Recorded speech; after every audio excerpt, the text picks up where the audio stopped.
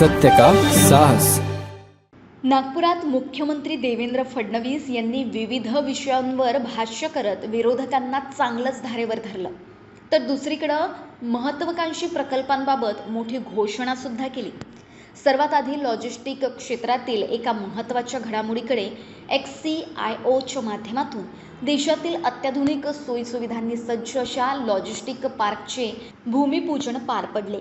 यावर भाष्य करताना मुख्यमंत्री देवेंद्र फडणवीस म्हणाले की ॲडव्हान्स मॅन्युफॅक्चरिंग क्षेत्रात हे केंद्र मोठी भूमिका बजावेल, त्यामुळे भारताच्या ग्लोबल सप्लाय चेनचा एक महत्त्वाचा भाग म्हणून पाहिले जाईल। गॅस तुटवड्यावरून सध्या चर्चांना उधाण आलाय, यावर मात्र फडणवीसांनी माध्यमांनाच कानपिचक्या दिल्या। माध्यमांनी नागरिकांमध्ये विनाकारण भीतीचं वातावरण निर्माण करू नये असं आवाहन त्यांनी केलं।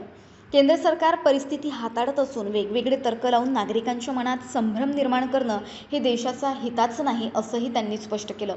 आता वळूया विदर्भाच्या विकासाकडे। कालच्या बजेटमध्ये महाराष्ट्राला भरभरून मिळालं आहे, त्यामुळं विदर्भ मागे राहण्याचा प्रश्नच येत नाही असा विश्वासही फडणवीसांनी व्यक्त केला।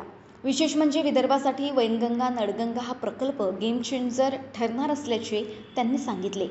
आतापर्यंतचा इतिहासातील सर्वात मोठा नदीजोड प्रकल्प असून याला प्रशासकीय मान्यता मिळाल्यानं विदर्भाचं चित्र पूर्णपणे बदलेल असा आशावाद त्यांनी व्यक्त केला। शेवटी कर्जमाफीच्या मुद्द्यावर बोलताना त्यांनी विरोधकांचे आरोप फेटाळून लावले। कर्जमाफीच्या निर्णयावर कोणाच्याही मनात संभ्रम नसावा।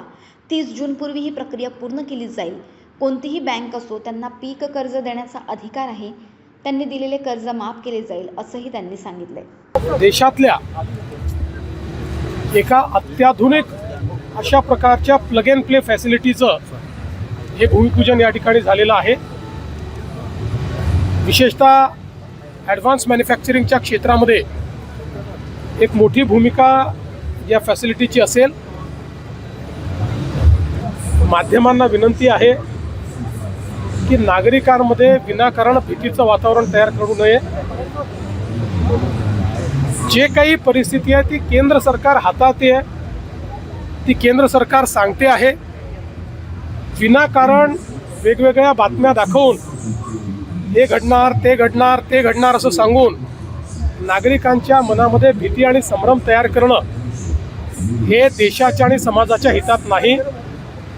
जो आतापर्यंतच्या आपल्या इतिहासातला सगळ्यात मोठा नदीजोड प्रकल्प आहे त्याला आपण प्रशासकीय मान्यता देऊन काल बजेटमध्ये त्याची घोषणा केलेली आहे। मला असं वाटतं त्यामुळे विदर्भाचं चित्र पूर्णपणे बदलेल। ही घोषणा केलेली आहे त्यामुळे त्याबद्दल कोणाच्याही मनात संभ्रम नाही। काही लोक वेगवेगळ्या गोष्टी पसरवण्याचा प्रयत्न करतात। कोणी म्हणतं राष्ट्रीयकृत बँकेची होणार नाही, कोणी म्हणतं जिल्हा बँकेची होणार नाही, कोणी म्हणतं या सोसायटीची होणार नाही, कोणी म्हणतं त्याची होणार नाही।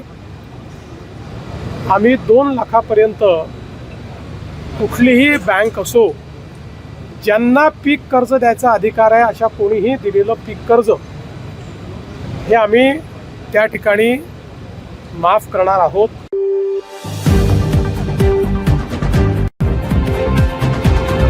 अब तक सत्य का साहस।